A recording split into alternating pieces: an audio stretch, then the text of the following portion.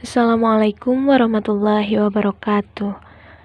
Saya Intan Oktaviani dari kelas Akuntansi B dengan NPM 102200090. Video ini saya buat untuk memenuhi salah satu syarat untuk mengikuti ujian tengah semester 1. Ta'rif al-insan. Ta'rif al-insan artinya pengenalan manusia. Manusia adalah makhluk yang terdiri dari ruh dan jasad yang dimuliakan kedudukannya sebagai khalifah di muka bumi. Manusia memiliki banyak kelebihan dibanding makhluk lainnya, di antaranya adalah hati, akal, dan juga jasad. Menurut dalil Al-Quran, manusia tercipta dari tanah dan ruh.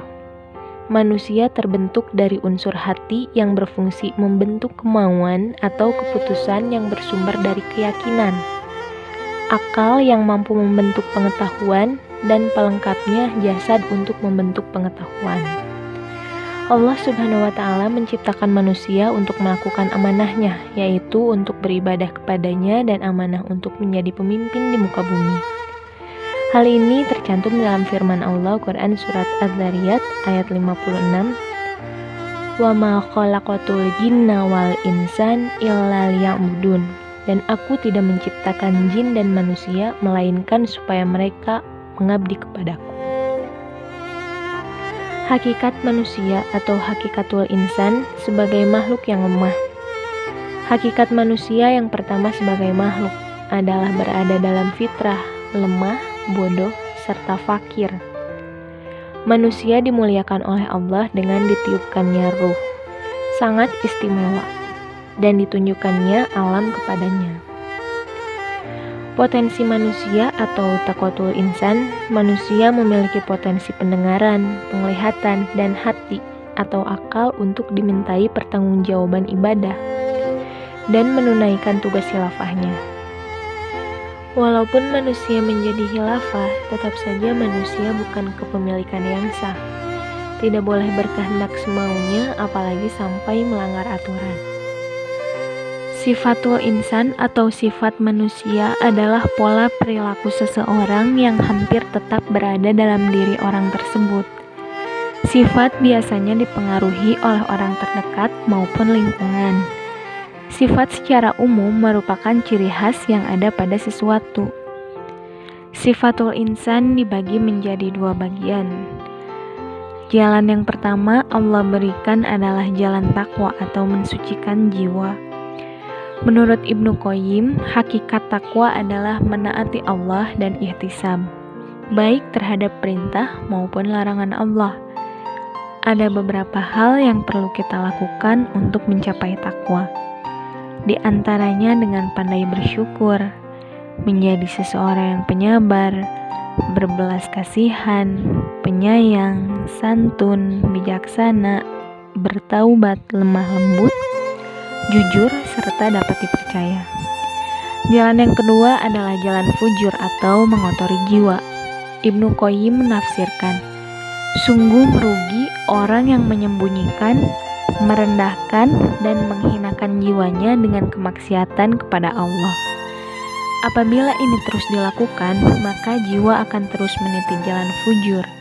Jika ini berlangsung terus, maka hati akan tertutupi cahaya dan mengeras lebih keras dari batu. Kemudian nafsul insan. Nafsul insan ada pada manusia setelah bercampur jasad dengan ruh.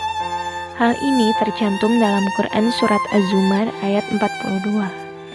Nafsu yang pertama adalah nafsu yang mengakui Allah Subhanahu wa Ta'ala sebagai Tuhan. Tercantum dalam Quran Surat Al-A'raf ayat 172. Nafsu berarti sebuah perasaan atau kekuatan emosional yang besar dalam diri seseorang manusia. Sedangkan insan berarti manusia atau diri sendiri. Nafsun secara bahasa berarti roh atau nyawa dari seseorang. Nafsul insan dibagi menjadi dua bagian. Yang pertama adalah nafsul lawamah. Nafsul lawamah adalah suatu keadaan di mana jiwa menyesali keadaan diri karena merasa kurang melakukan kebaikan dan menyesali atas keburukan yang dilakukan. Dalam hal ini, jiwa memiliki kesadaran akan hal itu.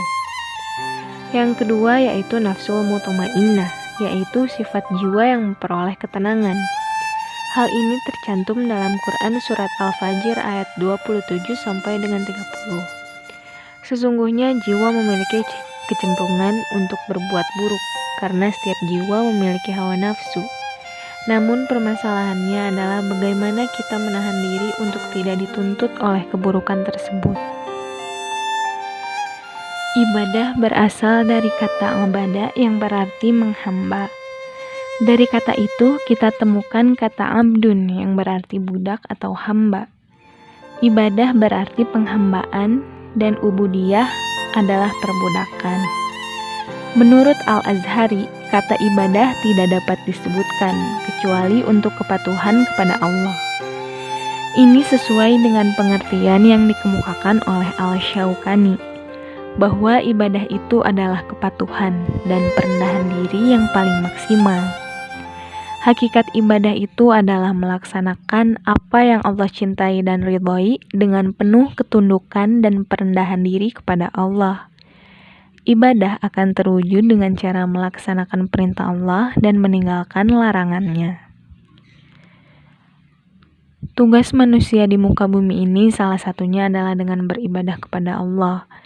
Tugas kehidupan sebagai manusia yaitu menghinakan diri. Hal ini tercantum dalam Quran Surat Fatir ayat 14. Yang kedua adalah tujuan kecintaan. Hal ini tercantum dalam firman Allah Quran Surat Al-Baqarah ayat 165. Dan yang paling terakhir adalah tujuan ketundukan. Hal ini tercantum juga dalam Quran Surat Al-Hajj ayat 38.